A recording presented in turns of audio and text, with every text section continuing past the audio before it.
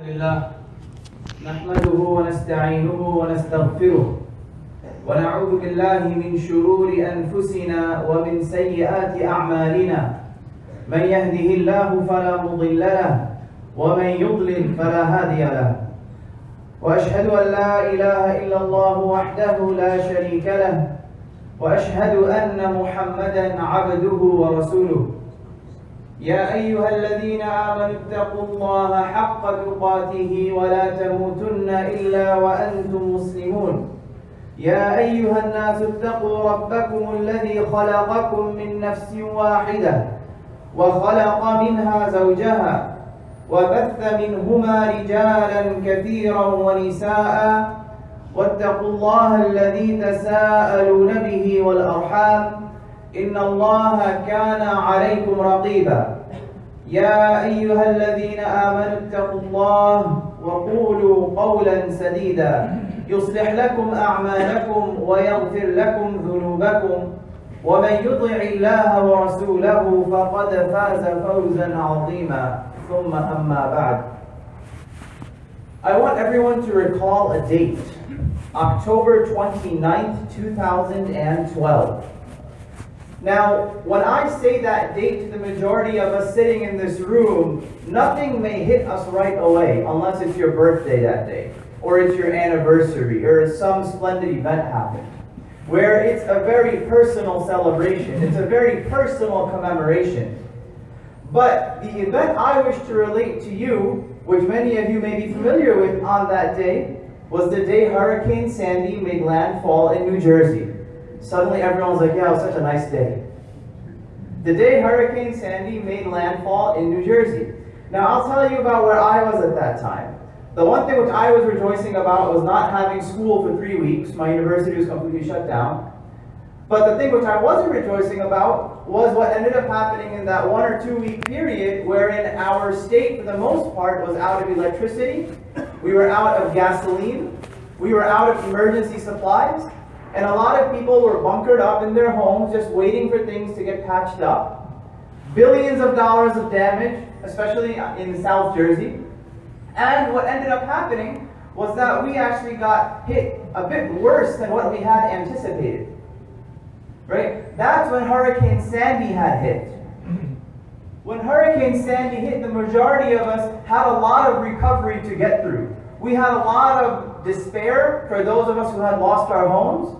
But at the same time, there was a sense of resilience. Now that was here. The reason I'm telling you about Sandy is because there was another hurricane a few months back, which we may have all heard of, down in Mexico.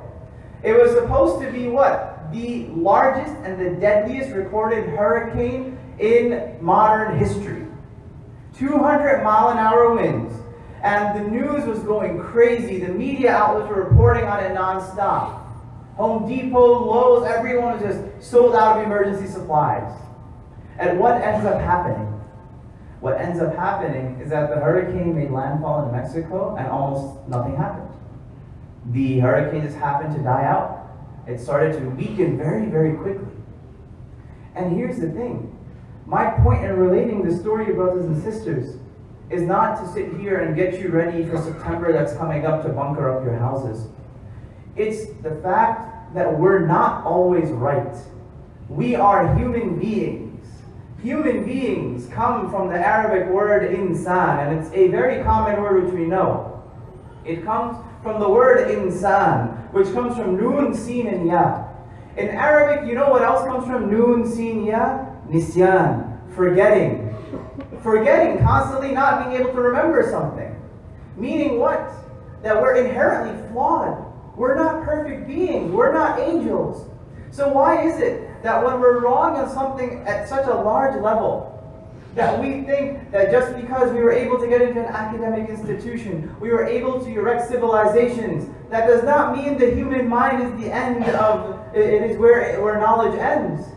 The human mind is simply where knowledge comes to be fortified and fermented in our lives. But when we start to think that if my mind can't comprehend something, if my mind cannot grasp something, then I will not take it, I will not believe in it, then we're fooling ourselves. We're fooling ourselves.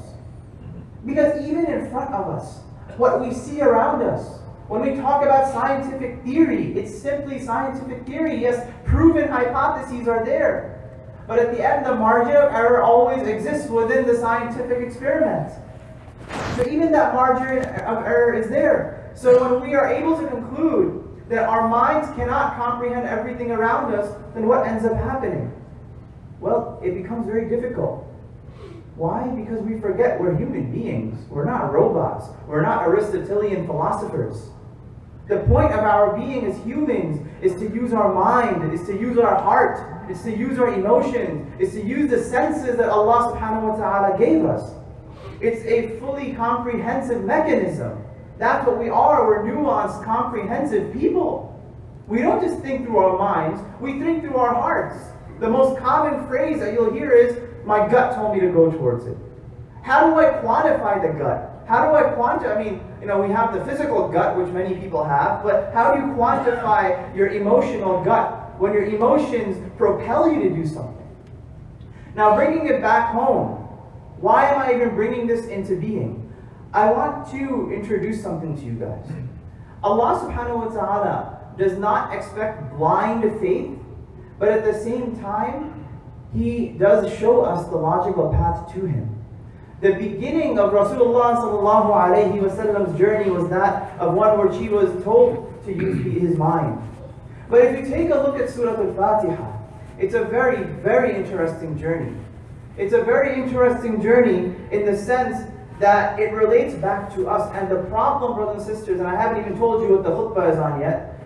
So the issue that comes up is that we constantly overexert ourselves in thinking that logic is the key to solving everything in our lives. We think that if we can intellectually comprehend something, if our mind can grasp it, then automatically, and that becomes the only condition we put, whether or not we are going to accept everything around us. But that's not how humans have ever functioned. That's not how we operate. Allah subhanahu wa ta'ala begins His book with Surah Al-Fatiha. It's a surah that every single one of us knows. And every single one of us can pick up a translation, you can go watch a lecture, and you can read about Surah Al-Fatiha. But I want to give you a comprehensive outlook about this. The first 3 verses in Surah Al-Fatiha, which Allah subhanahu wa ta'ala speaks about, are what? Alhamdulillahi Rabbil Alameen, Ar-Rahmanir Rahim, Maliki Yawmiddin. Number 1, Allah subhanahu wa ta'ala tells us about something. When you pick up a book, right? You go to Barnes & Noble, you pick up a book you want to read. What's the first thing you end up doing? And I'm going to talk more about this later, but I want to give you a synopsis. You pick up the book, right?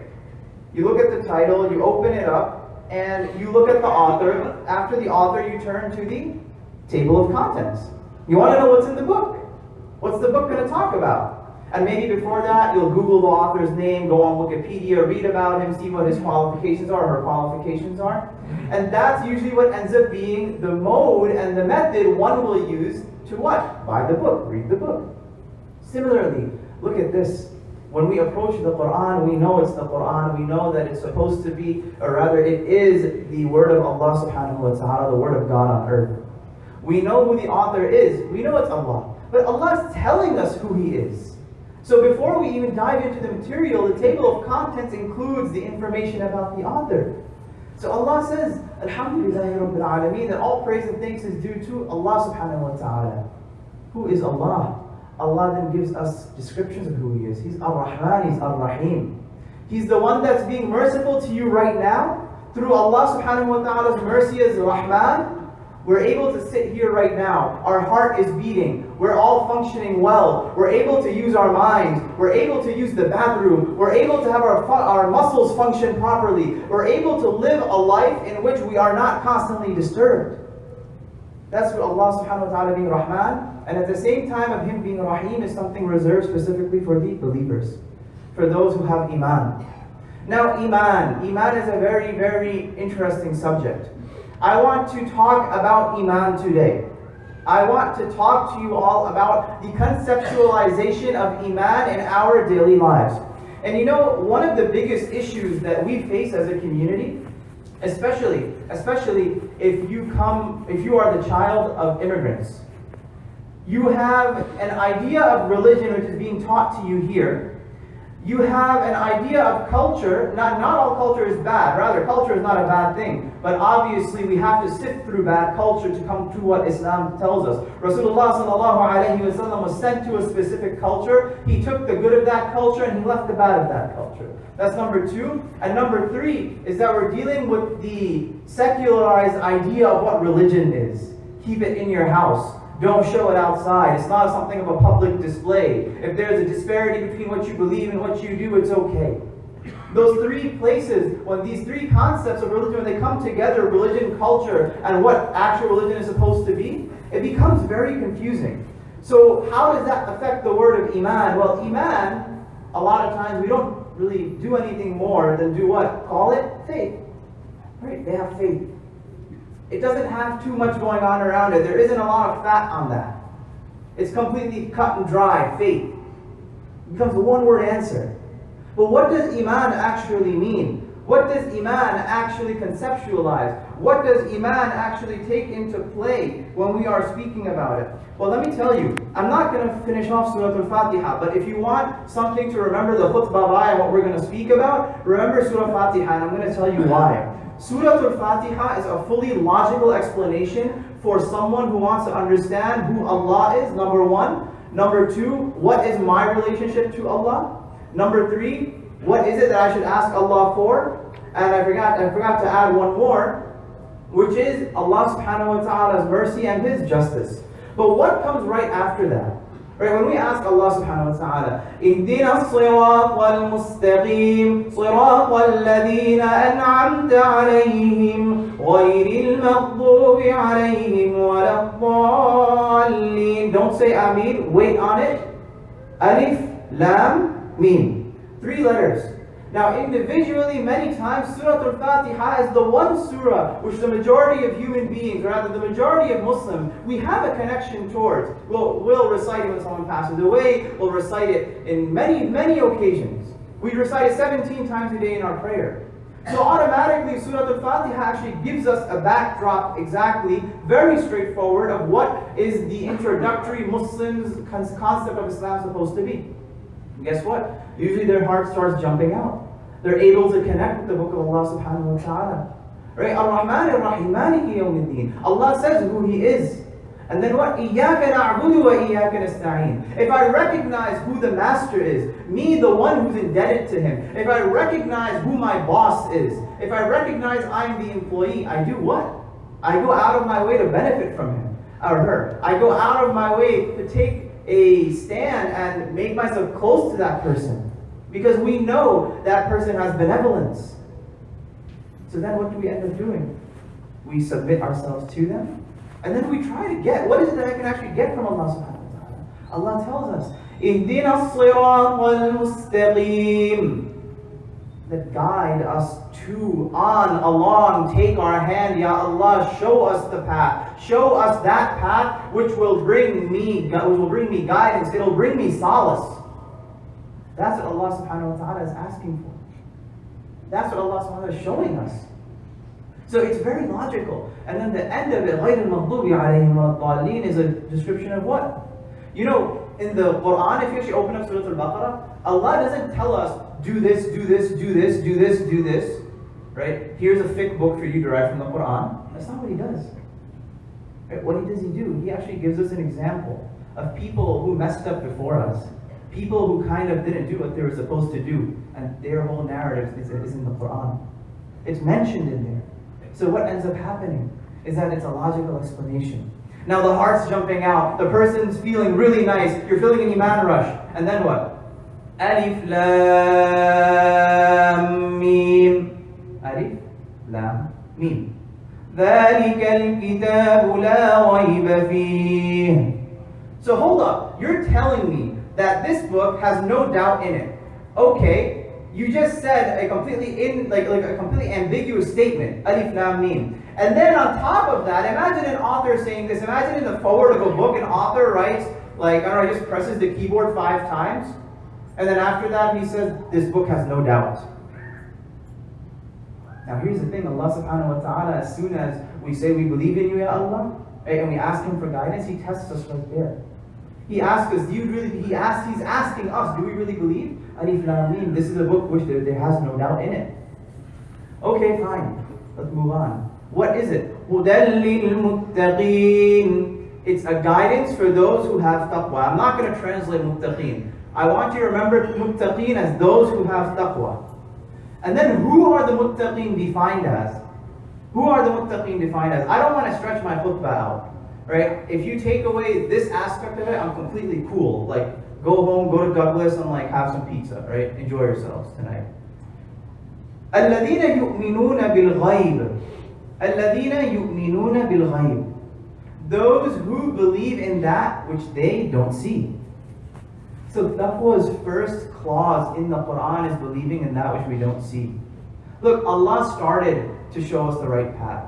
It was your own intellect that brought you to the Quran. وَلَئِنْ سَأَلْتَهُمْ مَنْ خَلَقَ السَّمَاوَاتِ وَالْأَرْضَ لَيَقُولُنَّ اللَّهِ. That when you look around the heavens and the earth, those people who even disbelieved in Him, they would say that Allah is their Lord. So you figured it out. Allah is your Lord. You came to the Quran, which now you want to start learning about Allah.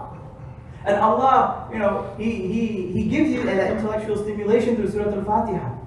But we're human. Everything is not simply done through the way of the mind. There is emotion involved. So what ends up happening? الَّذِينَ يُؤْمِنُونَ بِالْغَيْبِ. Those who believe in that which is unseen. Now you may be thinking, well, yeah, there's like one or two things which I believe, which in Islam, which I don't see, which I don't comprehend. Well, let me ask you this. The 8 arkan of Iman. آمنت بالله وملائكته وكتبه ورسله واليوم الآخر وقدر خيره وشره من الله تعالى والبعث بعد الموت. Can you logically explain all of those things to me? Right? Can you use your head to tell me who Allah is?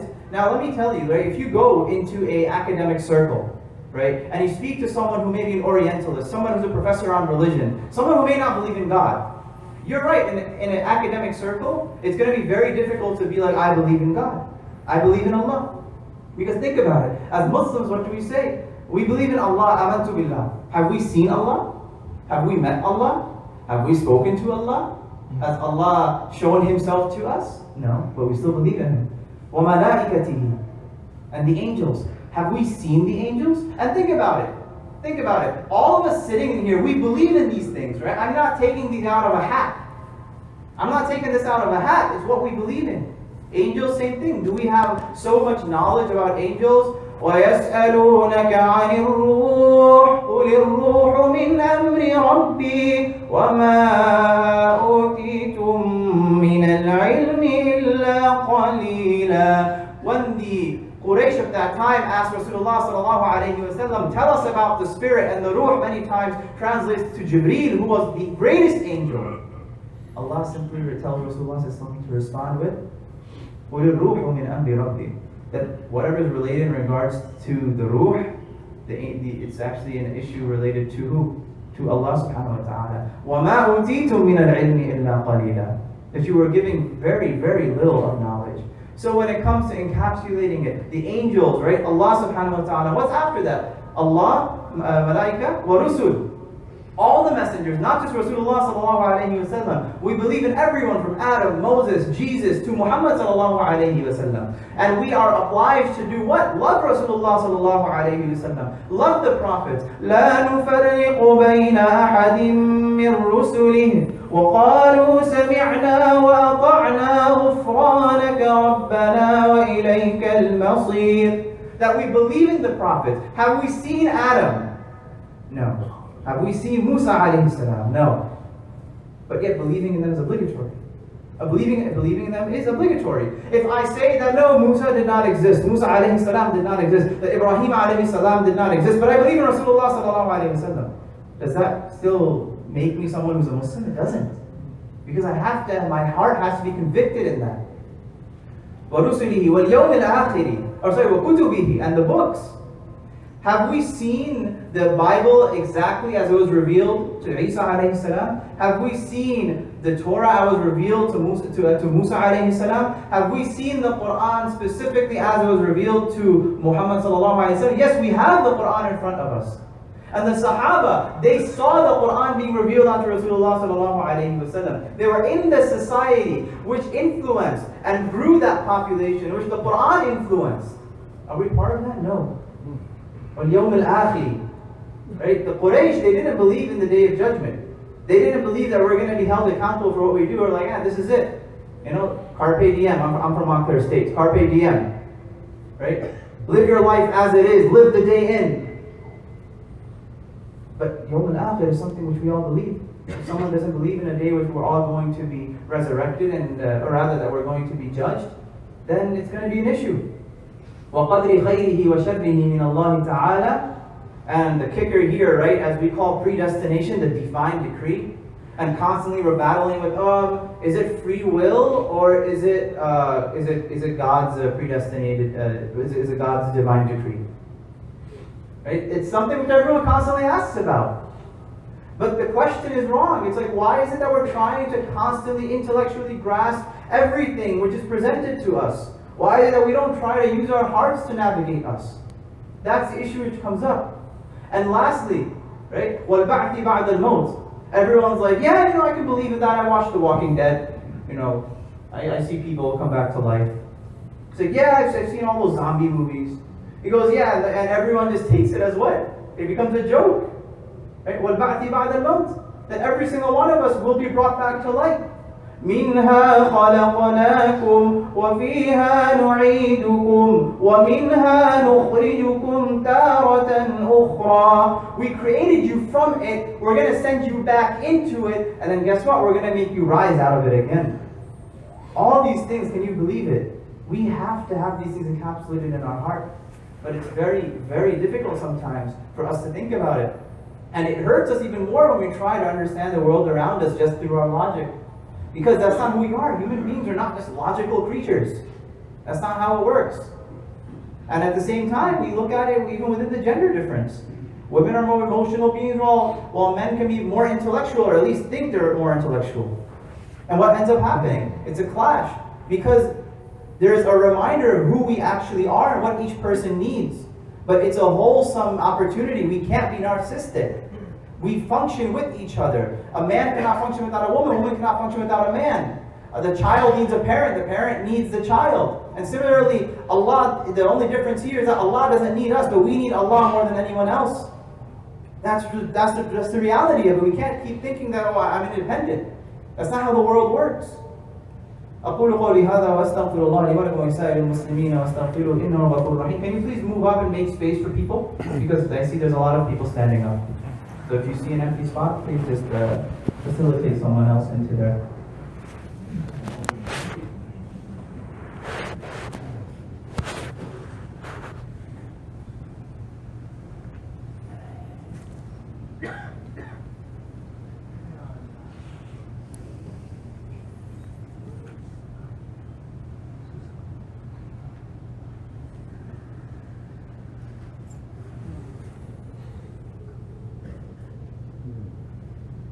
الحمد لله والصلاة والسلام على رسول الله وعلى آله وأصحابه أجمعين أما بعد.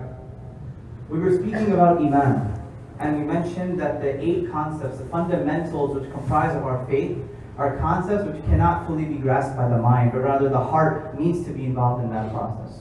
Now, speaking about Iman, to give you an idea of it, we said that what commonly we don't do anything more than translate it into faith. But think about this, and to give you some perspective. Amana, is the same root for Iman. Amana is a trust, is something which you've been given and is trusted with. It's something that you need to take care of and watch over. At the same time, if you put it into perspective, Iman is something which gives us protection. Aman in Arabic is protection, as it is in Urdu, many of us know. Right? Aman is protection. So when we put ourselves in a position to let Iman enter into our hearts, it gives us protection in this world and in the hereafter. That's what Iman is supposed to do. Iman is a tool, it's a functional thing. It's a functional concept. Don't ever get it wrong. It's not like you believe and that's it. That action is supposed to permeate, that belief is supposed to permeate into action. And if that's not happening, then we're completely losing out. And I know what a lot of people may be thinking. No, I'm actually going to put this away. I know what a lot of people may be thinking. It's hard to be out there and just talk from a mimbar, be like, oh, Iman, yes, you come to the masjid, you pray, it feels really nice. While you turn the TV on, and all you see around you, 2015 just passed, they say it was one of the worst years for Islamophobia in this country. It was one of the worst years for Muslims to endure the psychological and physical pain that we went through. And now you have a presidential candidate who many of us know he called for the to the end of having Muslims immigrate to the United States. And some even had spoken about concentration camps. To take it lightly, someone even mentioned, like, if there was a Muslim concentration camp, like, we'd have the best food, we'd have the best IT, we'd have the best healthcare, we'd have like the best everything, right? Because everyone would be, together there and it would work out. But the truth is, it's very difficult to be in the position that we're in. And to say that, oh, just if you read a book, it'll go away. Cory Booker said it best. He said, we don't need people rising up to do stuff when bad things happen. We don't need reactionary projects, reactionary movements, but rather something which was happening before things went bad, before it all hit the fan, before everything went out. If we had people doing what needed to be done beforehand, we'd be in a much better position. And that right away clings to our faith. If we want Islam to survive here, we can't be reactionary people. We can't be isolationists. We can't live in fear. We can't just live away from society. We cannot think in theory. We have to be in a state of application. We have to be in a state of function. If we're not, we're kidding ourselves. We're honestly kidding ourselves.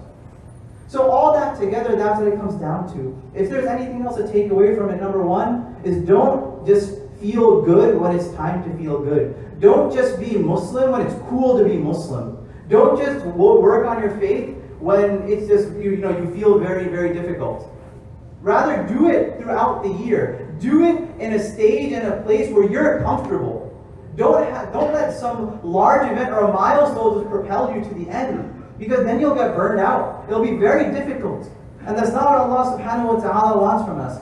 مَا أَصَابَ مِن مُصِيبَةٍ إِلَّا بِإِذْنِ اللَّهِ. That anything that hits us, it doesn't happen randomly. It's because Allah subhanahu wa ta'ala had allowed it to hit us. So pain is there. Pain is not going away. If there was no pain in this world, this wouldn't be the dunya, this would be the akhirah.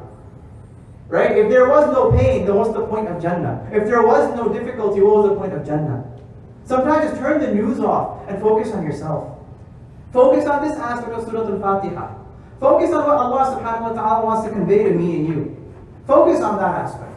And inshallah, tonight I actually wanted to let you all know, my name is Nihal Khan, I'm from North Jersey originally. We're going to be teaching a seminar going on from tonight into tomorrow. So tonight from 7 o'clock to 9:30, and then tomorrow from 10 o'clock to 6 p.m. going over a comparative study of Surah Al-Fatiha. How each verse clicks with the next. Everything I just presented to you was from that material which I've prepared for it. Now, when it comes down to it, I'm going to end off right now. Everyone needs to get out of here. Don't worry. I know. I'm from New Jersey. I know exactly when you're sitting in that spot and the guy just won't stop.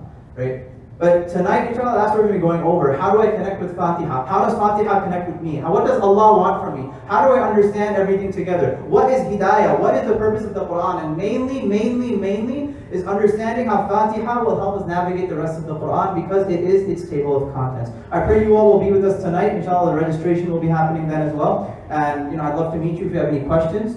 But Jazakallah khair. Inna Allah wa malaikatahu yusalluna ala al-nabi. Ya ayyuha alladhina amanu sallu alayhi wa sallimu taslima. اللهم صل على محمد وعلى آل محمد كما صليت على إبراهيم وعلى آل إبراهيم إنك حميد مجيد. اللهم بارك على محمد وعلى آل محمد كما باركت على إبراهيم وعلى آل إبراهيم إنك حميد مجيد. اللهم يا مقلب القلوب ثبت قلوبنا على طاعتك. يا مقلب القلوب ثبت قلوبنا على دينك. اللهم ثبتنا عند الموت بلا إله إلا الله. آمين يا رب العالمين. إن الله يأمر بالعدل والإحسان وإيتاء ذي القربى وينهى عن الفحشاء والمنكر والبغي يعظكم لعلكم تذكرون. فاذكروني أذكركم واشكروا لي ولا تكفرون. وأقم الصلاة.